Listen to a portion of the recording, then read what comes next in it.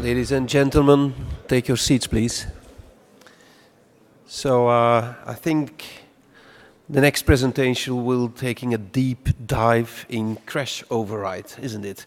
Joe Slowik, the room is yours. Thank you. Sorry for the slight delay, folks. Thank you for showing up. Pleasure to be at Virus Bulletin. So first, who am I? Who is this guy up here on stage?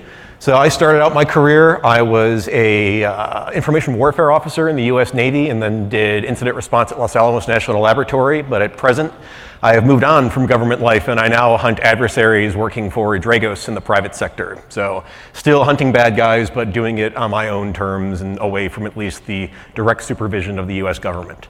So what do we really want to talk about today is we want to talk about crash override. So let's talk about the background of the event a little bit, go into the initial intrusion activity leading up to the headline ICS impacts, and then talk about what we can conclude from this event, what we could learn from it.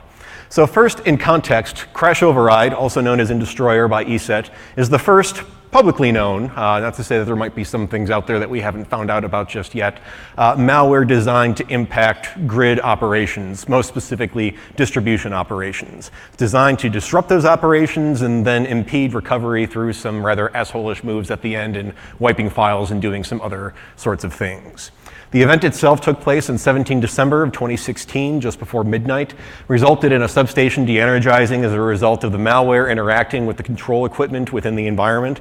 And thanks to a transition into manual mode at the impacted site, they were able to get power back on within 30 minutes. So this might not seem like a big deal, like, oh, there's a blip of lights for a little bit. Ukraine's kind of cold that time of year, and just from a messaging standpoint, fairly significant. Now you may be wondering, now wait a minute, we've already talked about this, haven't we? And to some extent, like, yes, we have. ESET did a great job in their reporting last year, as well as in a presentation, I believe, at this very event, not at this location, last year. One point of note, you'll see the Industroyer and crash override names. This is a point of difference between our organizations, that Industroyer has the implication that this is something that could be industry-wide in effects, whereas really, in our opinion at Dragos, in my opinion, in looking at how this was built, designed, and intended, it really is limited to grid distribution operations, electric grid operations, as opposed to being a multi-framework for multiple industry verticals, hence the change in name because it has an implication to it. But enough of that. The event was seemingly well documented, but some critical questions, at least in my mind, and I brought this up at the joint Black Hat talk we did together, weren't answered. How did they get into the ICS network?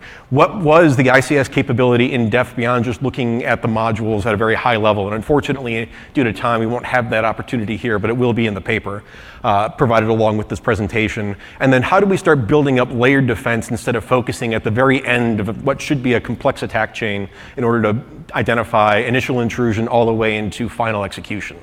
So really in orienting this, rather than looking at this one final stage of executing an ICS attack, what we really want to take is a whole of attack approach, which is why I called this an anatomy of an attack, looking from initial network penetration to the enterprise IT side, migrating through that network, getting into the industrial control network, pivoting there until you get to places where it's possible to communicate with actual control equipment, and then delivering an attack. Because by viewing it as this interlinked chain of dependent events, we can then view crash override and the attack sequence in its completeness as multiple stages where defenders can identify and potentially mitigate the attack in progress, rather than just looking at this as a bolt from the blue at the very end.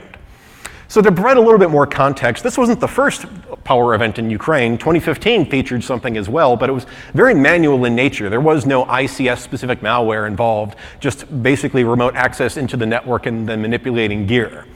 The significant alteration from 2015 to 2016 was the change in tradecraft, where that interaction with ICS equipment was instead codified within software, so that really the person on keyboard who executed crash override, or as we shall see, scheduled a service to run at a specific time, didn't need to know a damn thing about how control gear works. They just needed to have the binary, know that they were in the right place to execute it, fire and forget, and walk away.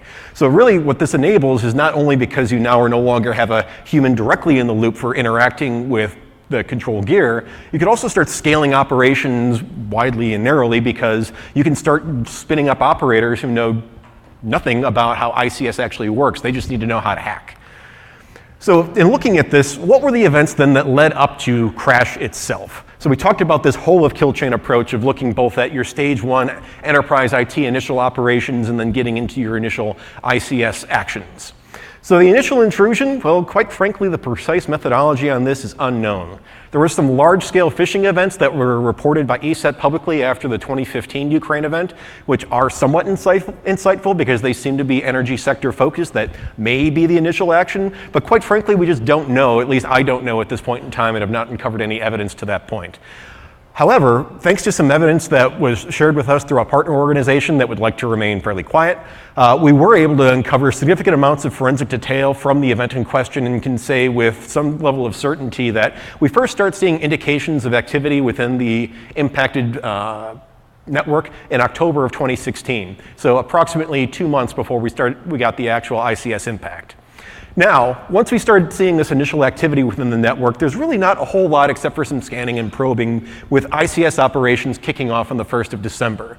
This included attempts of using captured credentials against a multitude of hosts, which implies scripting, in fact, recovering scripts of trying to remotely authenticate with hard-coded credentials to hundreds of hosts within the network, as well as, once gaining access to the network, creating some attacker-controlled accounts, admin and system in Ukrainian. We saw this as a means of both moving laterally and elevating privileges to start taking action within the system. And as we'll see as we proceed through this attack, this was not simply a one-off, but rather represents the methodology behind this attack, eschewing malware or any custom sort of tools for the most part for initial operations, but rather relying on captured credential, replay, and scripting activity, and as well as native system commands to both compromise systems, subvert them, and then move laterally throughout the network. What really struck out, though, in reviewing logs from the activity and recovering artifacts within the system in question is that we identified some very focused connectivity and operations surrounding 3 servers running Windows 2008, running Microsoft SQL Server, that appeared to be functioning as data historians, which within an ICS environment are your databases that record lots of process control information, really vital in order to understand how, from an operations perspective, your network is functioning. So, different from straight up logging, but really capturing things like RPMs and fuel usage and other sorts of items. What's interesting about these, though, as a pivot point is that by their very nature, these devices are going to be connected to lots of other equipment of interest because they have to have some connectivity to collect data. The adversary knew this and first accessed these Microsoft SQL servers, which appeared to be roll your own historian type installations on the 12th of December, and used these as a central pivot point then to access other nodes within the network. So using them as a pivot point was interesting because not only did it afford the attackers some level of connectivity in order to get to equipment of interest, but they also did something really interesting, is that instead of running commands on the command line or even having access on the command line, the adversaries were able to leverage the privileges at which the database was running in order to use the legacy XP command shell from older versions of MS SQL to be able to run arbitrary commands piped from the database to the command line. So you see lots of commands such as this used in order to do things like move files around, remotely execute commands, call scripts, etc. So based upon these older devices sitting within the network that could have been hardened perhaps a little bit better, it's always tough to blame the victim within ICS environments because we're talking about lots of very fragile gear most of the time, and these networks tend to not be as up-to-date as we would like them anyway. But in this case, the attacker was able to leverage a very specific environmental setup in order to allow further access and execution within the environment. So very much a case of knowing where you're operating and how to leverage that for your own needs. Now, to facilitate all of this, we've already seen some level of credential capture and reuse activity. Some of the initial credential capture, the source of that is unknown, but we do know that there was extensive use of Mimikatz and Mimikatz-like functionality within the environment with 2 specific variants identified. One, a straight-up compilation of Mr. Delpy's GitHub code, and then the other applying just one little wrinkle of packing it with UPX. Sort of a flipping of the middle finger to defenders in this case of saying, I bet I can't see you and I'll use these tools anyway. Irrespective of that, this really goes to the point of increased logging, monitoring, and visibility within control system networks to catch stuff like this, because the idea that maybe antivirus will catch it, which it should catch this if nothing else, is a moot point, and it was in this investigation because it appears that this was used quite extensively to harvest credentials in order to replay them to move throughout the network. Now, once within and possessing credentials to enable further activity, then essentially it's game on within the target network. Once within the network, file movement was initiated, as we saw at the earlier XP command shell examples, not through some custom backdoor or throwing exploits, but just using net use. There were scripts that were created that leveraged WMI and some other native system functionality to do more or less the same. Essentially, once you had ways to authenticate remotely, the adversary was able to start moving tools throughout the network essentially at will. From a process execution standpoint, we already saw that XP Command Shell was used for command execution on the pivot point servers themselves, again, serving as that central point of expansion. But for other devices and for that remote code execution onto follow-on targets, other means were leveraged, including custom developed scripts, some of which, unfortunately, we weren't able to get the content of, and also using PSExec quite extensively. From a script perspective, we saw lots of batch scripts, process execution, system surveying, reconnaissance, and attack prepositioning. What's really the highlight of all of this, and this may seem quite boring, is that, well, this doesn't seem very interesting. This sounds like Pentester 101, what you would get in a SANS course or something along those lines. And the point is that, yes, it does seem sort of boring, and also from the perspective of industrial control security operations, damn hard to detect because, quite frankly, a lot of the host visibility, including just straight up Windows event log recording and shipping it off to other hosts, let alone your fancy next generation EDR products, don't exist in these environments. As a result, not only do you get the same benefits of living off the land as you'd see with some of our headline and, quite frankly, very advanced IT-based intrusions, but you also get the added benefit of quite simply blending in with the noise and remaining invisible because there's no good way to see this within industrial networks, at least not how many are presently architected. So again, sort of showing almost the middle finger to defenders in this case, we recovered a PowerShell script, which, everyone in this room probably looks at that and it's like, yep, that's dirty. The thing is that that's exactly how it appears within data recovered. There's no obfuscation, there's no attempt to hide, just flat out PowerShell reaching out to a hard-coded IP on a funny-looking port to pull down a mysterious MS update. Don't know exactly what MS update is, unfortunately, in this case, but in using one PowerShell, frequent friend and ally of many of an attacker as well as defender, not even trying to hide by encoding this script through, even just something as simple as a base 64 encode. Looking at some remote visual basic scripting, this, which is quite the word salad right now, might as well be something you pull off of Microsoft TechNet as far as being able to remotely administer and query other devices. Again, no obfuscation right here. This is fairly obvious what it's trying to do, really showing a level of brazenness perhaps, but also an understanding of just what the adversary could get away with this environment due to lack of visibility and instrumentation. And finally, this prefigures some of the crash override activity itself, but extensive use of a custom VBS script in order to do file copying. Don't know quite the exact contents of that script, but by looking at the command line options, it's pretty obvious that this is moving different files to a remote host. In this case, the different components of the crash override framework. So the 104 framework, including its effects module, configuration file, and the wiper module that we'll talk about, et cetera, and doing so to various specified target IP addresses.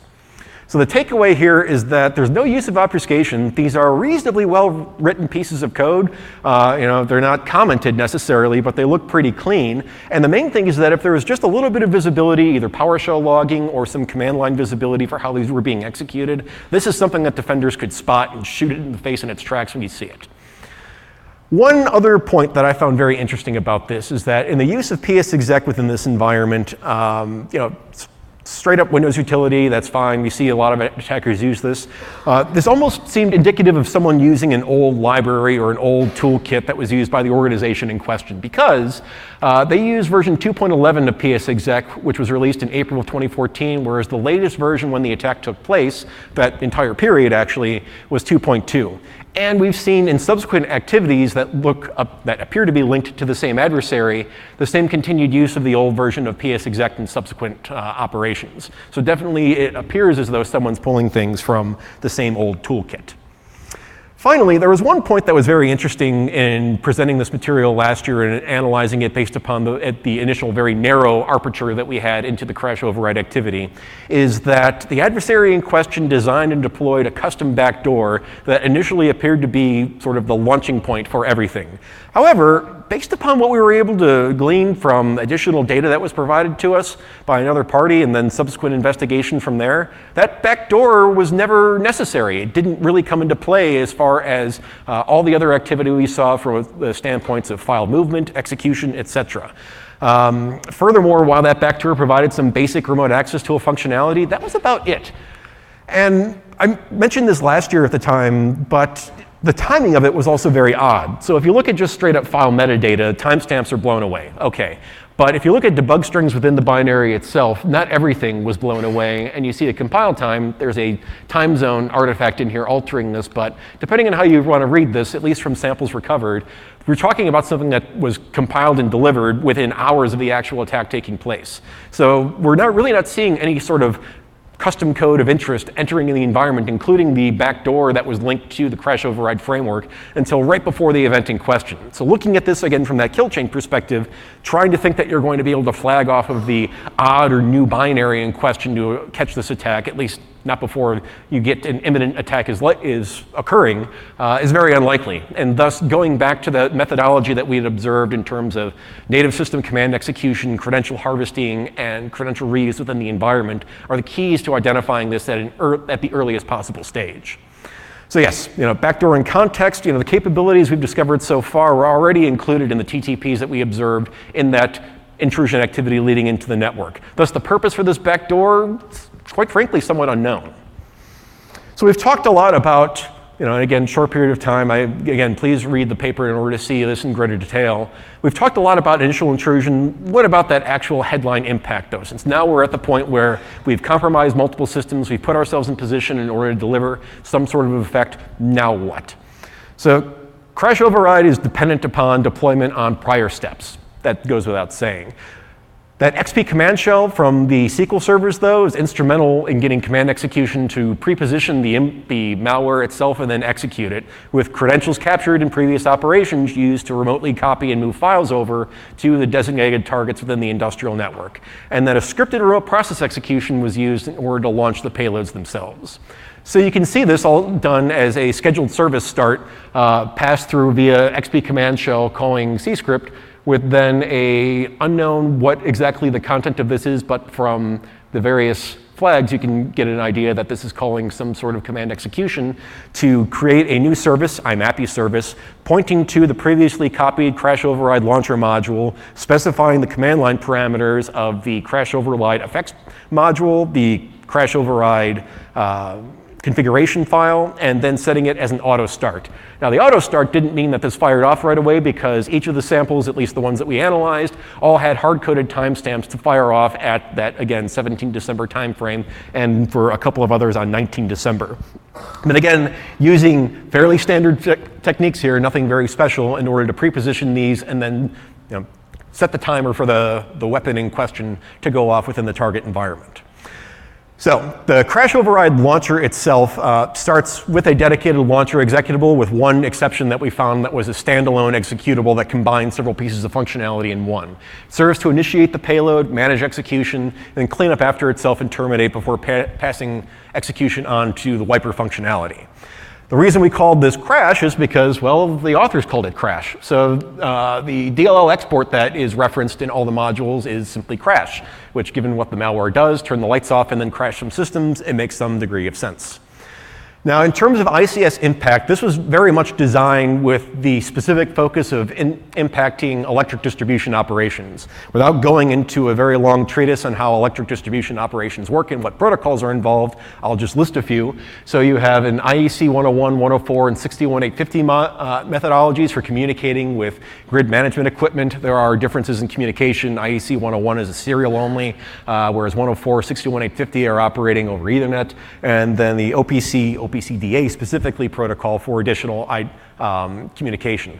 The main takeaway from this is that as this was designed and implemented, that different modules were designed and shipped in order to target different aspects of distribution operations to create a sort of nested, or not necessarily cascading is a bad word, but a progressively increasing outage event by targeting different pieces of the industrial gear in question. Now, different modules might sound fairly exciting, but in terms of ultimate functionality, these all do basically the same thing. Manipulate breakers and switchgear, really just cycling things from on to off, closed to open. Open being bad because that means that you have an open circuit and power is no longer flowing. In terms of how many targets we're talking about, so the way in this was leveraged is that you see host connected to, again, those SQL Server hosts in question, using the pre-positioned crash override payloads on those devices to then communicate to all of the PLCs or the actual distribution gear connected to the hosts on which the malware is running. Within these, and looking at the configuration files, we can identify tens, and in some cases almost hundreds, of targets in question, both from the configuration files that indicate 80 or so targets for some of the IEC 104 equipment, as well as potentially over hundreds of potential targets looking at the OPC servers that were enumerated to identify controlled OPC gear from those targets in question. What's important to take away from this, and going back to the earlier point of the change in tradecraft from 2015 to 2016, is that you can't do this very easily if you're stuck in manual mode operations. Yeah, if you're sitting high enough in the stack in distribution operations, you can probably get some level of impact, but impacting that many targets in quick succession just doesn't happen. So you need something to be at least semi-automated in functionality in order to scale your operation to hit that much gear within a short period of time. And you can see here the enumeration of the OPC servers in question within the target environment, of really just going after each of them and identifying state and then changing the state in question. Now, we did identify, I said again, a standalone that targeted the IEC 61850 protocol, and this is where it seems like there's some variations with how things were developed over time. It almost looked like they were pushing things out of dev into prod as soon as they were allegedly completed, and we'll see an example of that that really emphasizes this at the end. So in this case, you had a hard-coded, not just in terms of spacing on the command line, but even looking for the file name of i.ini for what the target should be. And then also we had a hybrid of both the OPC and 61850 modules that really just sort of jams them both together and creates two threads in succession that really then just trigger the same sort of payloads that it's very similar payloads to what we saw in the separate modules. So yeah, as much as this looks like it might be modular and plug and play sort of malware, much of this is still very dependent upon itself and very much fragile and brittle with how it's put together in terms of both parameters passed to it and how those parameters will interact with one another. Now, following the actual grid impact, crash override moves to a new stage, a malicious wiper stage. This is a destructive component that's launched, that's specified by the launcher, that does three primary things. First, it goes into the registry and zeroes out the registry key for the image path for critical services. Actually, somewhat similar, at least in intent, is what we saw with Olympic Destroyer, although looking at the code in question, the two are dissimilar, so please don't take that as like, oh my God, attribution. No, not going there. Anyway, the main point behind all of that is that it renders the system unbootable, because as the system will start, it'll see these services are unmapped. Oh no, bad things happen. After that, the wiper goes through and starts eliminating files. Not just any files, so it goes after some system files, executable files, etc., but really narrowly focuses on files associated with ABB equipment operations, such as project files and configuration files. The so what there is that if you're operating, especially in the North American grid context, is that chances are manual mode is not an option because your office is sitting hundreds of miles away from where your actual distribution gear is. So you're going to rely upon automated configuration to restore operations when things go sour. By wiping that sort of information, you're inhibiting recovery. The Ukrainians got lucky in that their operations weren't as highly automated and they just went out to the yard and switched things over. Finally, to finish this sequence of events, processes are killed, resulting in system instability. System shutdown, can't bring it up, at least not very easily. And oh, by the way, once you finally restore your system or you forensically recover files, you can't pull back the project files you need to get up and running again.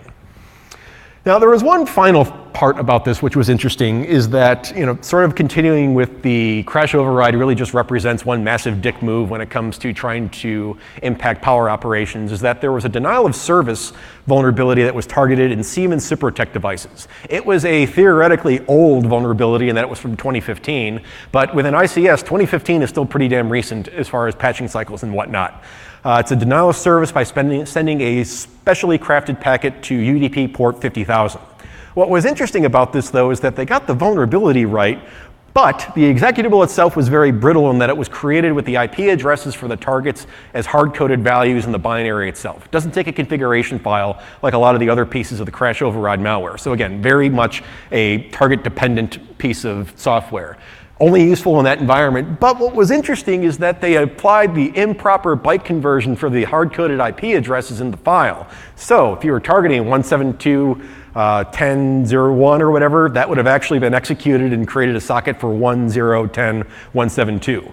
Couldn't change that on the fly by reversing your configuration file because there was none. The reason I like to bring this up is that we like to put our APTs or whatever on a pedestal that they're so uber elite and whatnot. But even simple coding errors like this come into play, and thus we don't see exactly everything executing as perfectly as one might like. So we're running out of time here, so what conclusions can we draw? So crash override itself isn't just one sort of event, but rather the last sequence in a chain of intrusion operations from start to finish. And in looking at how that intrusion took place, much of it avoided malware in the classic sense of the term, primarily relying on native system utilities and credential capture in order to win the day. Defending against this is a little tricky because doing something as simple as like, oh, I'll blacklist these hashes or create YARA rules for some of the functionality on this. Well, the problem is it's very much limited based upon the target environment that Crash was going after in terms of both the distribution protocols used, and as we saw with some of the particular pieces of software with hard-coded values, very much tuned to the environment in question. So instead of looking at Crash as being the example of what to defend against, I like to think that that methodology leading up to Crash's deployment and execution is important, of looking for the abuse of system commands, harvesting credentials, and trying to look like an engineer pivoting throughout the environment. So the lessons for defense that we can look for are preventative, so protecting login info, isolating and segregating networks where possible, more of an architectural item than anything else, so pretty hard to do that on the fly. Detection, improving host visibility in ICS is something that I repeat in every audience, public or private, clients or whatnot, because the only way to catch things such as PowerShell, WMI use, subversion of CMD, et cetera, is by gaining host level visibility through a sysbon, a WLS, et cetera, OS query. Take your pick. There's plenty of open source frameworks that allow this. And using, when that's not possible, network visibility to try and capture lateral movements such as egregious RPC logon attempts or moving files throughout the network to different segments where such movement shouldn't be taking place. From a mitigation standpoint, I recommend always implementing bastion hosts within these networks so that remote login has to go through at least one especially hardened and well-monitored host so that, yes, you will never be able to get that ideal level of host-based monitoring in all places, but you can on certain elements you control, and funneling adversary traffic to go through those nodes is important to build out robust detection. And this allows you then to structure your detections to take place higher on the level of that kill chain as opposed to lower where you have actual disruptive events just one click or press the enter key away. Finally, and this is the last point that's always difficult to bring up in industrial environments because no one ever wants to see something bad happen to begin with, but in the Ukrainian example, operations were restored in a relatively short amount of time because they had a plan to respond, maybe not necessarily to a cyber attack, but certainly to an electric disruption. So having the ability to respond to and remediate operations to bring things back online is critical, but also having secure storage and backup of files at an offline location is key. So that is a whirlwind presentation in a short period of time. I thank everyone for sitting through that. We have